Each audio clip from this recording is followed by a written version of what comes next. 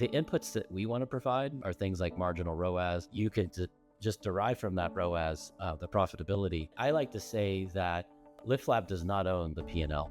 And what we've observed is across a lot of marketers that quite often you may start the fiscal period out focused on profitability, but everyone throws that out the window if you're towards the end of the period and you haven't hit the growth number. And so the ability to tool teams up to walk into a conference room or a boardroom to say, I can deliver X if you give me Y. I can deliver Z more if you give me Y. That is what we're excited about helping marketers to do.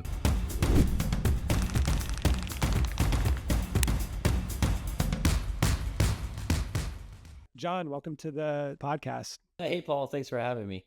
You ready to talk about mixed models? Because I wake up every day and think about it. Because it's something that is completely unrelated to media mix modeling and LiftLab, but I think you can maybe find a way to tie it in. When I was looking at your LinkedIn profile, doing research for this podcast, I was excited to see that you took a 2-year sabbatical mini retirement break from work before starting LiftLab. And I wonder if you could just share a little bit about what you did with that time, how you spent it, and how that ultimately led to building LiftLab. Thanks for the curveball. The very first words out of my mouth to talk about that time is that I was a stay-at-home dad. And so I spent a couple of years, with not babies, they're, teenage sons, really spending a lot of time with them. We set up some projects that we did. We actually restored a 1952 Ford pickup truck from my grandfather's farm. So that was a total nostalgia, bonding kind of moment. And in my case, it was on the heels of a long run as an entrepreneur. And those entrepreneur days, my former company was called DataSong, really added up in terms of my presence, right? My physical shape. I did spend a lot of time exercising, working on projects with my son. We're going to talk about remodeling during this call, and I remodeled a home. So these were all, ways that I wanted to spend some time and a reset. I did pursue some non-marketing data science passion projects. I worked a little bit on trying to accumulate data sets of agricultural yields. See, could we find ways to increase yields in the field? Could we feed more people with the same resources? That was a passion project. I did a little other work that some of my network knows about. I hit people up when I was playing with, could we train better models for a taste recommender? So most recommendation engines are about, say, your music tastes, right? And that problem's pretty elegantly solved by the algorithms in Spotify and Apple Music. And this was about the taste for your mouth. So Spotify for the mouth, not the ears. And we were using data sets on literally the chemistry and gas chromatography, of what's going in your mouth and deciding, would that help us predict what else you would like to eat from a menu? But this all led me back to what I know really well are the trials and tribulations of getting the most out of an ad budget. The data sets that were going into the multi-touch attribution that was part of DataSong and the company that I sold, those data sets were essentially disintegrating slowly over time. And I felt like, what if we were to kind of just clean the decks and think about this same problem of allocating paid media budgets efficiently using a completely new data set? And that was the nexus for LiftLab. That's an awesome story. And it sounds like you were experimenting, tinkering with a number of intellectual passion projects to kind of feed that, and then committing to one with LiftLab. What was that thought process like? And the reason why I ask is, you go from running a startup, working all the time, intense focus on one thing, to focusing on a number of different things. And then I'm assuming you did well financially. You're in a good position. Why go all into LiftLab, right? Where you're like, okay, now I have to commit. This, you've done it before. This is not something I commit to for 3 months, 6 months. I'm starting a new company. Big commitment. I think it's a personal decision. One thing that when you have kind of pursued your career at building companies is that there's a label that gets placed on you, and that is that you're not hireable. So, how well would a person who's forcing themselves to make a whole certain type of risk reward decision on a daily basis sit inside of a large organization, right? So part of that's a little bit self-fulfilling, that, that the decisions that I've made that kind of, help shape where I thrive and, where I succeed, kind of beget where some of my next decisions will come from. So I did a little bit of interviewing in corporate America, and I kind of came to the similar conclusion that I'm sharing, that maybe I'm not that hireable. As far as the decision to work again on paid media allocation, a lot of that came from the fact that some of my former team had already kind of started on the problem, and I was advising them from the sideline. And the more that I looked at what they were doing and the more that we started to ideate, the more excited I got about the opportunity. And it didn't take long to throw my hat back in the ring. That's awesome.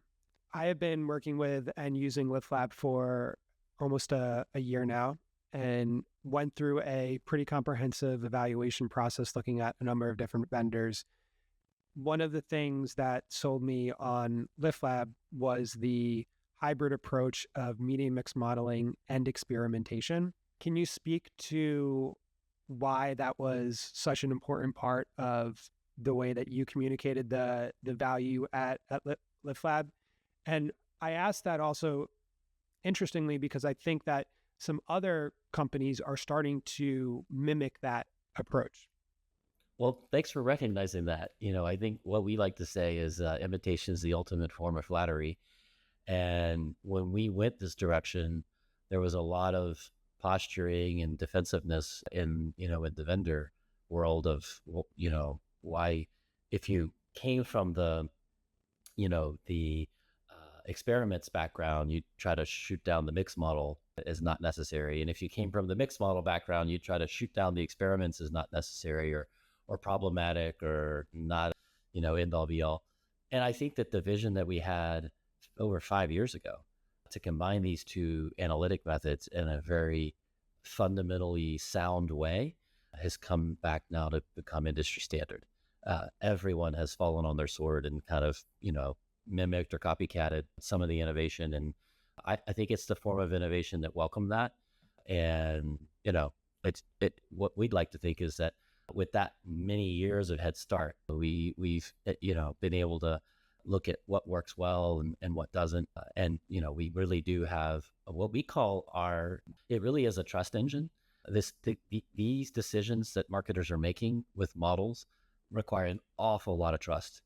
And we can, if you want to take the questions in this direction, I can talk a little bit about the unified econometric framework that does this, right? What I find is frustrating sometimes for marketers or buyers.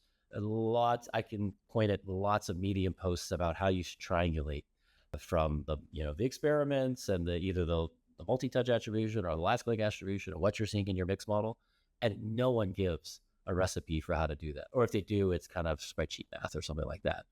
And it turns out they're not sharing that because it's a hard problem. And there's quite a bit of IP wrapped up in that.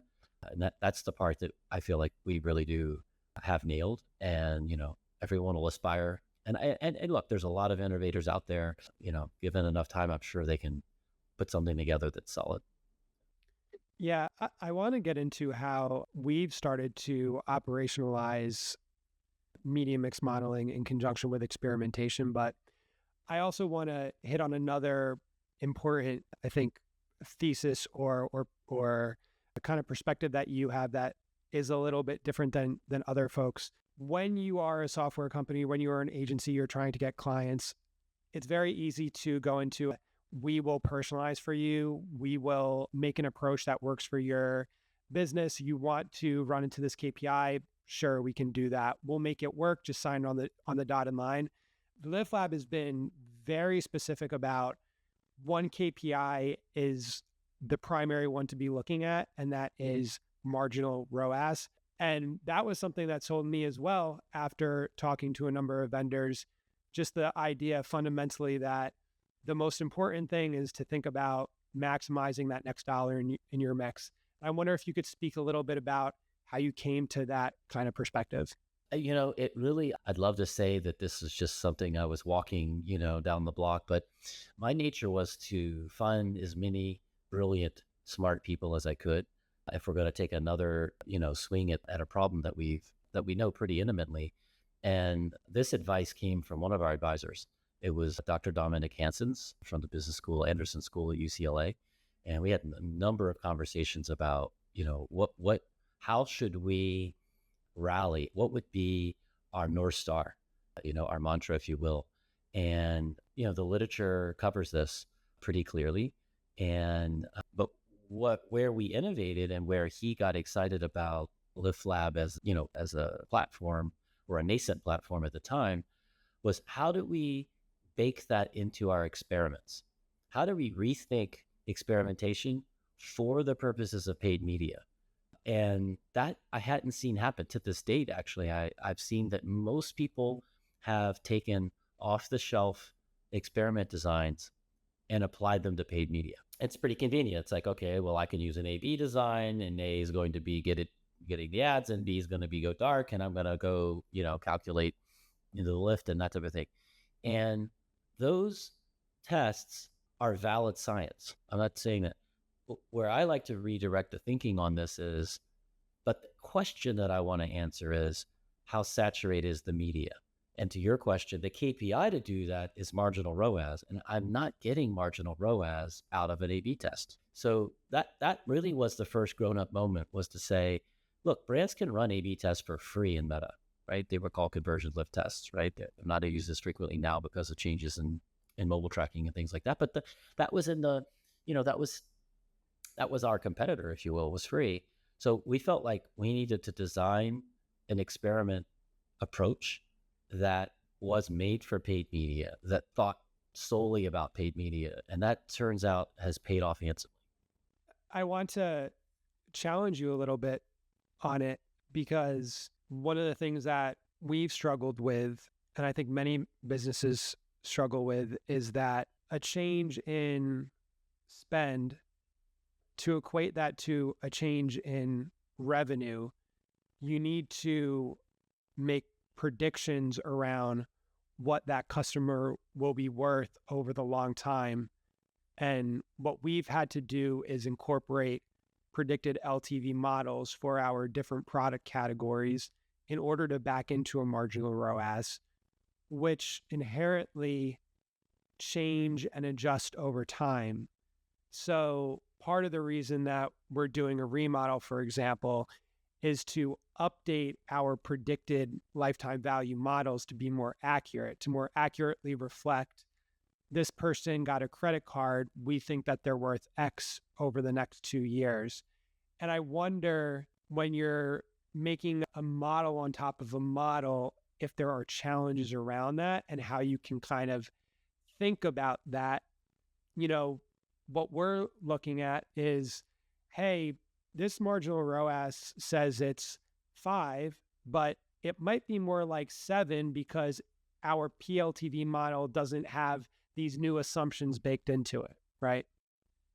Yeah. No, well, by the way, just as a data scientist, anytime we have a model with a model, right, you compound the errors. It is the world we live in. And then, in businesses that are, and to me, I think a lot about the two. I actually divide the marketing problem into two types of businesses that marketing's trying to support. Some of these businesses, and there might be industry names that are better than the labels I give here, so apologies, but I think of them as transactional marketers or lifetime value marketers.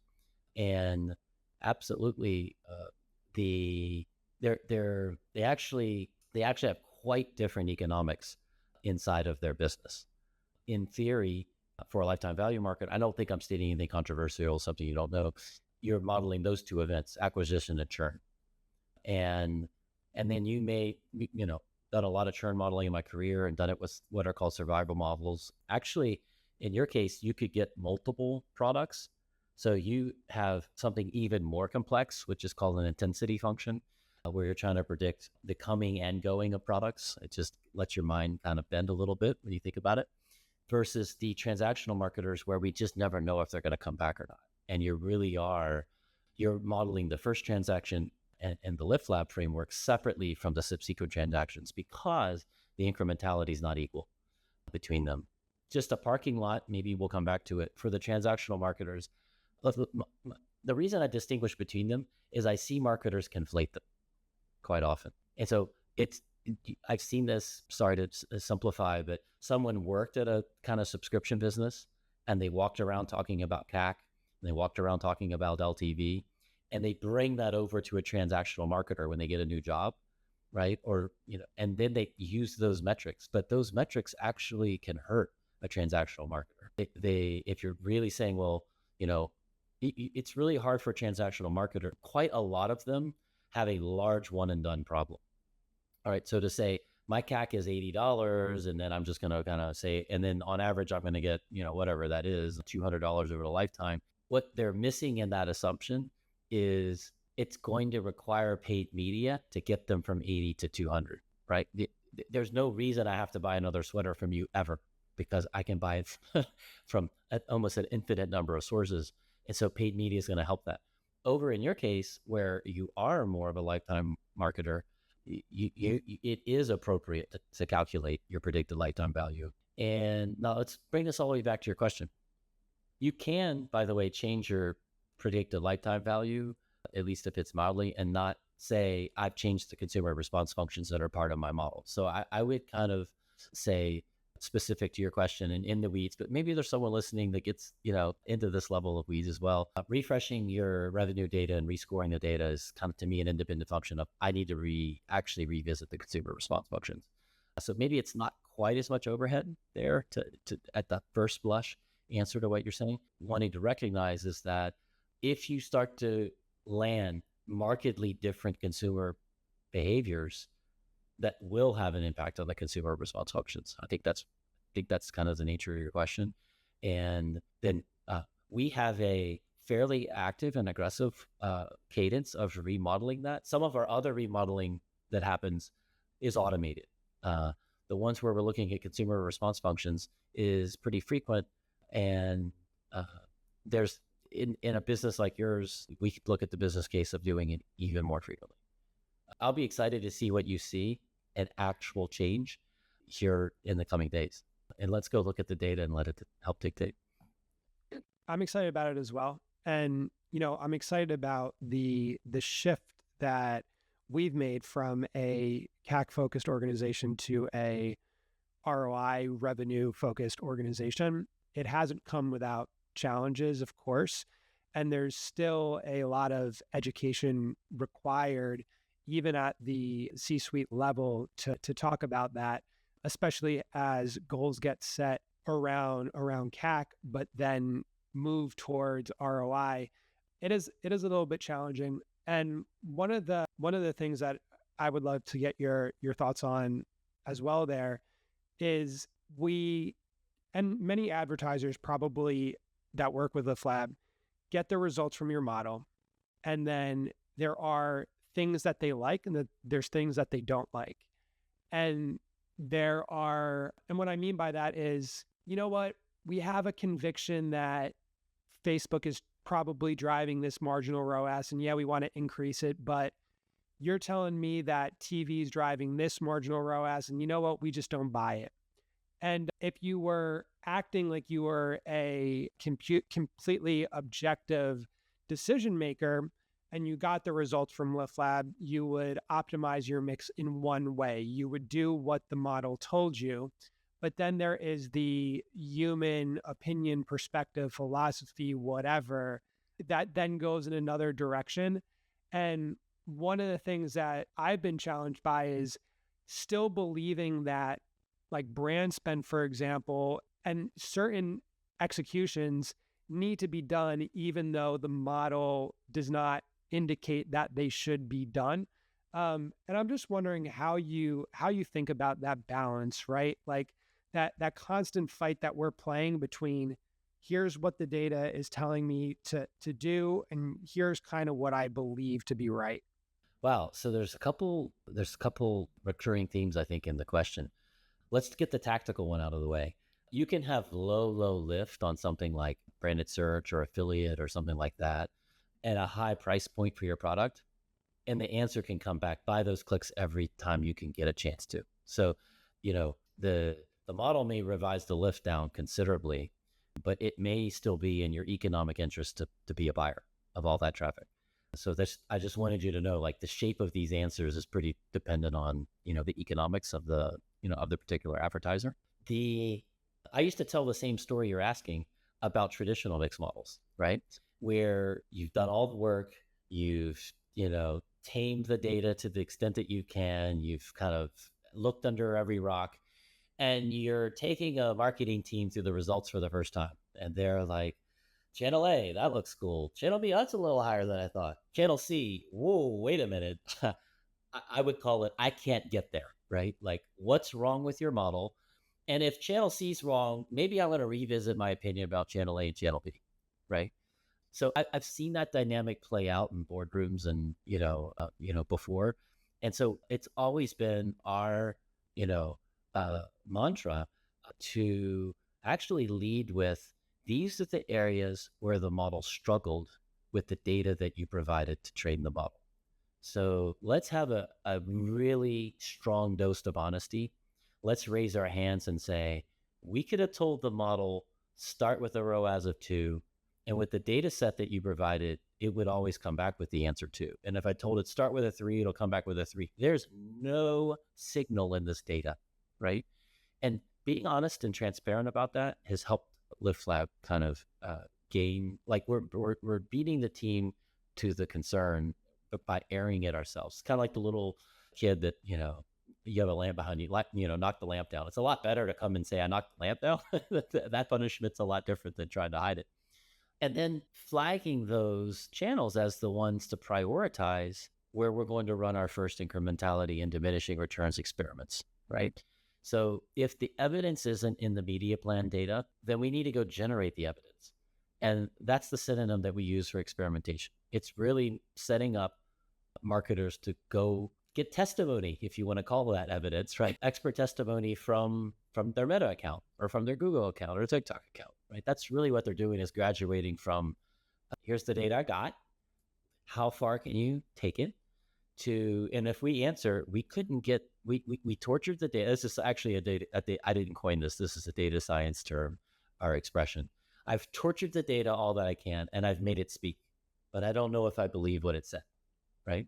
And so being honest about those conditions and saying, we're actually going to help you remediate the data by running experiments, has really been the sweet spot between these two pieces of analytics. Let me ask you another question on the measurement side that I'm thinking about now. Obviously, media mix models generally, they like signal, spend, impressions, clicks, volatility, variability over a long time period. And so, if you are an advertiser running a multi-channel mix and you are trying to think about how to diversify your upper funnel, for example, and I'm talking about the upper funnel because that one's a little bit more challenging. There might be a CMO listening to this that is thinking about their 2026 budget, and they're saying, we're getting a lot more search interest from AI, and I think we need to invest more in organic content on Reddit. Hey, Lyft, how can we actually kind of model that, right? And that's going to be an investment that you're going to spend the dollars to maybe hire a content writer, hire an agency, right? They're going to produce content over a time period, and then that's going to show up. And that trade-off might be made between that thing, which has a dollar amount, but maybe unclear impressions, unclear translation to revenue, and something like TV, which is, this is how much we invested, this is how many impressions we got, clearly able to model it, right? And I feel like more marketers and brands are coming to that conclusion of, hey, maybe we need to invest on some of these non-paid channels, but they're still looking to a media mix model to try to answer that question. And I wonder how you think about that. And that's very timely as of today, Well, I do think, just like I said, there's limitations to the data going presented to the mixed model. It doesn't matter who estimated the model, right? There's limitations to the data. There's also limitations to the actual model itself, its assumption, the data that it's built on. And so I want to be really transparent and say, there are strategic questions that you shouldn't answer with your mixed model. You're going to have to do it through your intuition, your gut, best practices, word of mouth. That doesn't go away. There's not a mixed model that's replacing, smart marketers. I really don't think of it that way. If anything, the mixed model should be viewed as an assistant to a smart marketer, like make better economic fundamental decisions, in your media planning. But to me, there's like your example of, should we invest in content to try to increase traffic from a new source? You don't even have any history to train that model on. So we kind of can rule the mixed model out, right? Or maybe this one's even more fun in your example because the data is very thin. It's highly unstationary, right? It's ramping like crazy, doubling and tripling the amount of traffic that's coming in. So yeah, I don't think you look to a mixed model to answer. Like, it's great that you gave me a kind of like juicy question like that because the answer is a little more clear. But as you work through a continuum of questions, should I double my spend on creative to try to get much better creative than I have today, right? Should I spend a lot of money on audiences because the ones that I have are stale, or the audiences I rent from Meta or Google are kind of saturated? These are questions that just traditionally don't lend themselves that well to looking at, a time series of media plan data. And some of them can lend themselves to being answered through experimentation. But your hard question that you answered, I'm actually going to say you get to answer that with the best AI, on the planet. It's really the marketer spinning that up and looking at it as a strategic decision that the model is a lot more of, we'll call it an economic model than a statistical or data science model. I love that. My favorite parts of my job is having this kind of lens, looking at my work, looking at life as an experiment. And I've taken that approach not only to my work, but also to my personal life. I think that a lot of marketers, or even you yourself taking the sabbatical, you want to experiment with different things. Do I like this? Am I interested in this? What's this problem? And it's fun and it's engaging. When we've adopted LiftLab and we've started to kind of incorporate it into our media mix optimization process, to your point, we have an experimentation framework where we have data from the media mix model on our existing channels. We can make bets about what to do with that. We can measure that in LiftLab. We've already spent enough on TV to know this is something we want to test. We're spending enough on TV to run an experiment. And so that is something we can execute. We can see the data in media mix model. We can run a GeoLift experiment, and that's fine. And then there's these smaller experiments for new channels, new ideas, new things that need to be encompassing our larger experimentation kind of process, but maybe potentially they're not in the media mix model yet. So we have medium, large bets that we're making. We're looking to the media mix model for. But then if we're going to test a new channel like Reddit, well, we're not going to spend $1 million on Reddit out the gate. We're not going to measure it with a MMM. So let's launch it. Let's use deterministic and let's go from there. What I like to say when you're going to test a new channel is that it's not appropriate to count on a mixed model. I don't think the mixed model is the right place to think about measuring a new channel, because that talk track goes like, well, what's the minimum number of days of data that you want? And then for me, the checklist for new channels is go understand the channel, go run a bunch of stuff, get your creative figured out. You should fall in love with the in-platform metrics first. If those are not working for you, then there's probably something wrong. And you need to actually, no one wants the diminishing return curve and the economics of a poorly optimized channel, right? So just learn how to play on that field. And you don't need a mixed model to do that. You don't even need, an incrementality test to do that. Once you are in love with the in-platform metrics, then I would say do this as an incrementality test. And it becomes your decision whether you go dark in a small portion of the country and these are nationwide campaigns that are already kind of in your, or do you flip that and say, I'm actually only going to light this media up in a handful of markets and see what it does. So those are complements of the same test design. And then what you learn from the incrementality test can, in our case, be placed directly into the model. So now I can say what I learned from the experiment, how does that play out in a whole multi-channel media plan where I'm trying to make bets? And so that's a great example of where these two pieces of analytics really do scratch one another's back.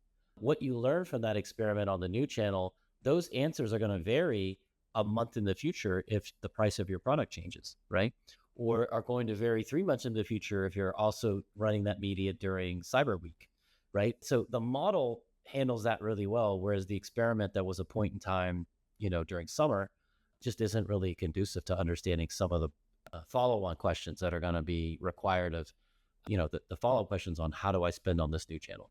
So for us, the answer is definitely an and. You talk to obviously a lot of marketers, founders, CMOs. It definitely varies by industry, by company stage. But I wonder, do you think that generally folks are too trigger happy to test a new channel and don't focus enough on optimizing existing, or that they focus a little bit too much on existing and don't spend enough time testing the new thing? Hot take. Well, in my perfect world, they could first answer the question, how saturated are all of my existing channels?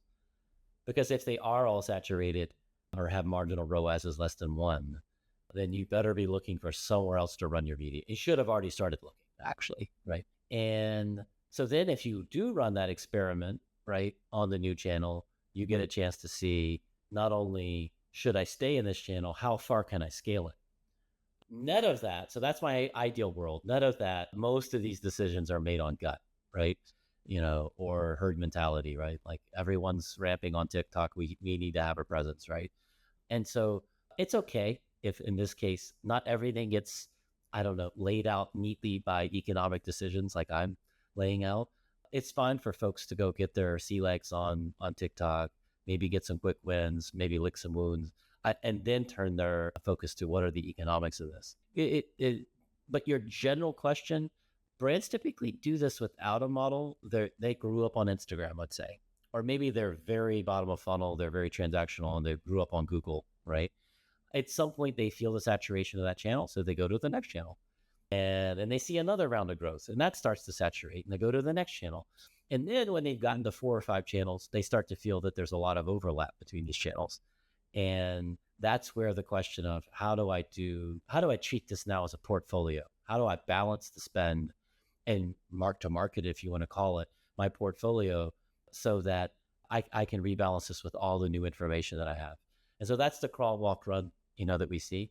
And once people are in 5, 6 or more channels and something new comes along, I salute people, unless they've dramatically underspent on the media plan they already have, I salute them going and tinkering and then putting it under the scrutiny of an incrementality and diminishing returns experiment. There's an element of what we do. There's the human element of what we do. And like you said, a lot of these decisions come down to there's a smart marketer and there's a tool that we leverage.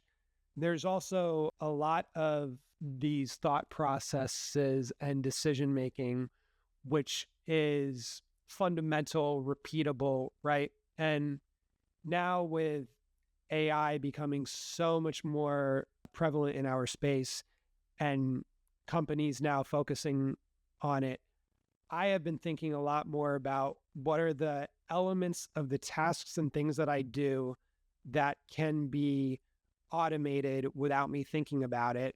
And the budget making decisions are definitely an aspect of that where it toes the line of you need to have some conviction. There needs to be the human there, but there's also some like, if this, then that, very simple rule-based things.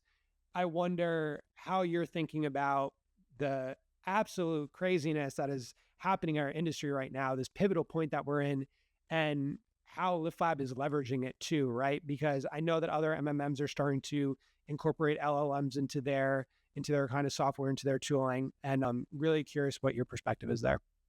Thanks for asking me. For me, I've never felt that the experiments or the combination of the two replaces a marketer. I think that they give sound as evidence that you can buy about the economics of your partners, right? The Metas, TikToks, Googles of the world, and that those become an input into a decision-making process. But ultimately, the inputs that we want to provide, we talked about it earlier on the call, are things like marginal ROAS. You could just derive from that ROAS the profitability. And I like to say that LiftLab does not own the P&L. And what we've observed is across a lot of marketers that quite often you may start fiscal period out focused on profitability, but everyone throws that out the window if you're towards the end of the period and you haven't hit the growth number. And so the ability to tool teams up to walk into a conference room or a boardroom to say, I can deliver X if you give me Y. I can deliver Z more if you give me Y. That is what we're excited about helping marketers to do. The role of AI in this is to further automate any of the decisions that are happening about the economics of the media. And I think of that as an AI assistant for media planning. That's our manifestation of it. And so any way we can make a marketer's job easier by having agents, AI agents that are running on your behalf, that are taking advantage of more volatile signals. So, you could say in a use case, I had a forecast, but the price of, I don't know, non-brand search clicks just changed. How would that impact my forecast? And should I reallocate my budget? And here's the suggested reallocation. That to me is absolutely in everyone's interest. The vendors should be pushing themselves to create that kind of software. Marketers should be opening to take to putting it into their workflow and depending on it. But I don't know. Let's contrast that with a much more strategic variable, like we're being conquested by Amazon on these keywords. How do we want to react to that?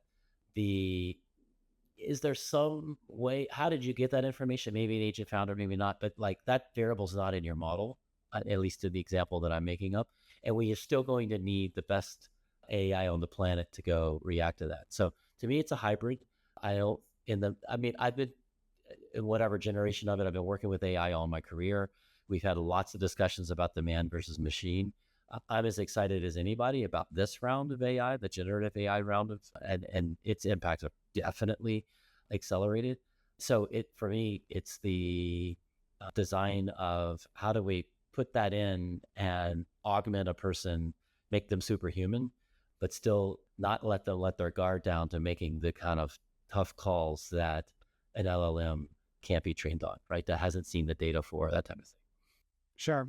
Yeah, I'm realizing that, it's going to be easier to answer questions, but marketers are going to need to get better and better at asking them. And so a big part of what we're doing is developing a very comprehensive prompt library to be able to identify those questions and also have those questions documented in a way where people across our team can leverage them because, the most senior marketer might know how to ask a question about paid search competition, but maybe the most junior marketer doesn't. And so just having that backlog is super helpful. I have a few rapid fire if you would not mind indulging me. And this has been a great conversation, by the way, John. First one, favorite book all marketers should read?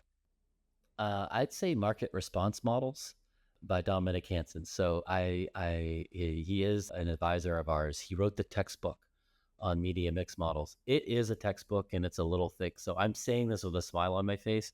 But if you want to know where all of the theory came from for mixed models, that's the book that does it. So I'd have to say, will I make a lot of friends with my answer? There's probably some people that start that book and put it down, and there's other people that will read it cover to cover. But it should be on your bookshelf. Okay. Definitely not Friday evening reading, but something to dig into. Awesome. Second one, biggest MMM myth you'd like to debunk? That we can download all of our spend data out of ad platforms, stick it in a regression model, and magic will happen. The number of models that, but actually you asked that question earlier, that says, hey, I'm walking through a series of results and one of these just doesn't pass the sniff test. The most naive models but it doesn't take much to kind of debunk one, right? If you only spent on TV in your lowest part of the year and your model makes the conclusion that I can increase the accuracy of the model by saying TV made sales go down, that model should never be shared, right? So to me, it's that you can do everything with data science or AI and not have a fundamental understanding of behavioral marketing and behavioral economics. And so when we say the word model, We need an umbrella over all of that. And and it's kind of fun because as long as I've been in this field of data science and AI, we've always said that the very last mile is estimating the model, right? Presenting the data to the model and estimating the model. And so much of this comes from what I think I like to refer to as problem formulation. And so, yeah, for me, debunking MMMs are people who think they can skip problem formulation because they're going to be sorely surprised. Awesome. Last question, and this is probably a deep one as well, but the best career advice that you've personally received. Do you have an idea of, can you think of some of the best career advice that you've received? And if you want to share it from who that was, that would be interesting as well. Well, it's going to be hard for me to remember who said it because I think it was whispered to me in just different shapes and fashions. But I'm going to answer this. I think it applies to anybody's career, but most definitely as an entrepreneur. And that is, your reputation is your only asset. You need to be just treating everyone the way that you would want to be treated or the way that they want to be treated, and really deliver. And if you do that, there's a compounding effect that comes along with it. And if you don't do that, there's a negative compounding effect that comes along with it. So I don't think you can get far from that advice to say your reputation is your only asset. Cool. John, thank you so much for being on the show. All right. Hey, Paul, thanks for all the questions.